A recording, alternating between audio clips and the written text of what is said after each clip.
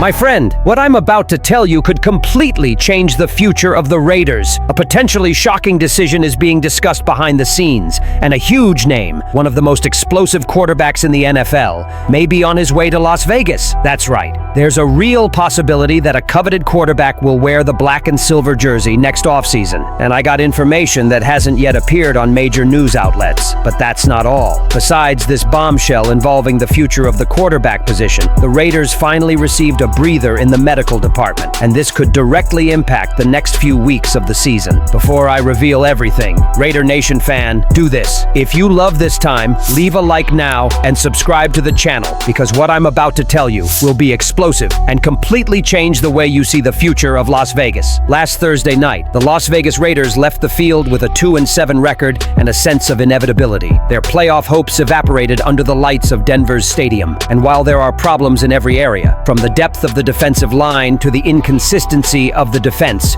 one issue refuses to leave the headlines: the quarterback's performance. Geno Smith, signed with the hope of stabilizing the position under the leadership of a veteran, simply hasn't delivered what the Raiders expected when they invested in him at the beginning of the year. This reality has paved the way for one of the most dramatic conversations of the 2025 preseason. With frustrated fans, analysts in an uproar, and the front office no longer bound by Smith's contract, a new possibility is gaining traction. Kyler Murray, now on the Arizona bench in favor of veteran Jacoby Brissett, could be the next star quarterback wearing silver and black. CBS is opportune, and above all, Pete Carroll isn't interested in a long-term rebuild, and that point may be the most important element of all. Carroll, now one of the league's most experienced coaches, despite his inexhaustible energy, didn't come to Las Vegas to spend 3 years preparing a rookie quarterback. He came to win, now. And a quarterback like Kyler Murray, still young, still explosive, still capable of instantly changing the dynamics of an offense, fit perfectly into that objective. Just imagine, Murray's mobility combined with Brock Bowers' firepower and Ashton Janty's explosive athleticism. Add a restructured offensive line, plus an offseason with strategic reinforcements, and suddenly, the Raiders' offense goes from stagnant to one of the most unpredictable units in the AFC. The ceiling becomes a playoff race. Not in 20. Raider Nation gets lost in the possibilities. There's a crucial complication: the offensive line. The loss of Jackson Powers-Johnson, who left the field on a stretcher with a suture. It's time for Kyler Murray to build a fortress in front of him. Protection becomes non-negotiable. Still, the potential is tempting. A quarterback who elevates the entire roster. A coach eager to compete immediately. Young offensive talents ready to destroy, and a team desperately searching for leadership and identity. If the Raiders decide to act, the battle for Murray could become the defining moment of the 2025 offseason for Las Vegas. And yet, even amidst the tension, frustration, and now quiet hope, there's another piece of the puzzle that Raider Nation can't ignore. Injuries have ravaged the roster, but something happened this week that hasn't been seen in months. A rare moment of good news. When the season seemed lost amidst setbacks, the Raiders received unexpected and exciting news that could change the atmosphere in the locker room.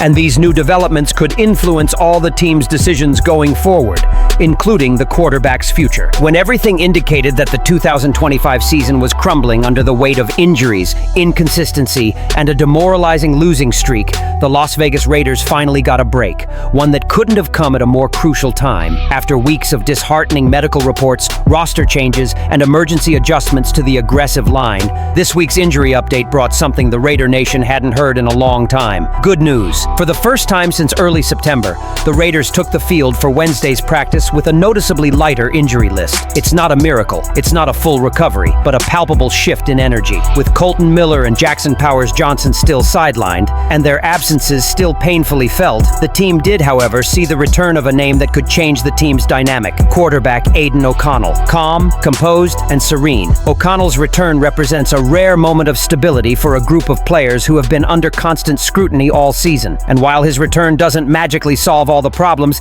it does something equally important. It gives Pete Carroll options. In a season where the offensive line has been more rearranged than any other unit in the league, and where the quarterback position has been questioned every week, simply having one more competent player available changes the tone of the preparation for Sunday's game. But the optimism didn't stop there. The Raiders included only one player, forward Jonah Laulu, on the midweek injury list, and even he participated in a limited capacity. Compared to last week's long and worrying list, which included almost every group of players, this reduced version seemed like the first ray of sunshine after a long desert storm. For a team still struggling for identity, rhythm, and pride, health is more than a medical condition. It's momentum. However, the reality remains. The absences of Miller and Powers Johnson still weigh heavily on the offense. Powers Johnson's injury, which forced him to be stretchered off last week against Denver, put the coaching staff into adaptation mode, prompting changes that would make even experienced units struggle. Jordan Meredith, normally playing center, was called up to play guard, a change that surprised many, but made perfect sense to Carroll, and Carroll spoke about it very frankly after the game. He praised Meredith's intelligence, stability, and technical discipline, noting that with extra days to prepare, the coaching staff evaluated all possible options. Meredith's experience, even if not perfectly suited to the role, brought something the Raiders desperately need: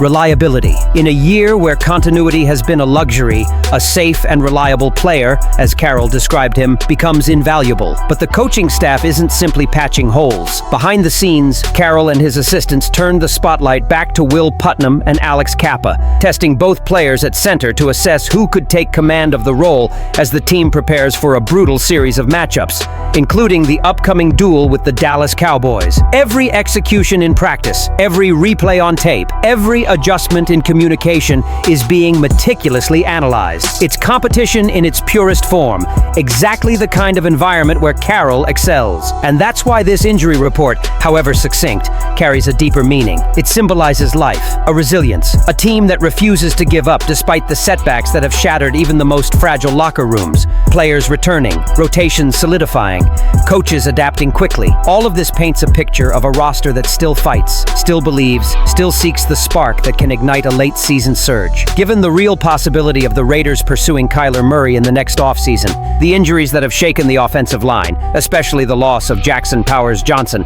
and the apparent breakthrough in the medical department with the return of Aiden O'Connell and a report of a less serious injury, do you believe Las Vegas will have enough structure to compete immediately in 2026? Or are there still essential pieces missing to transform this team into a true playoff contender? Leave your opinion here. Don't forget to like and subscribe to the channel. I'll be back later to update you with the latest Raiders news.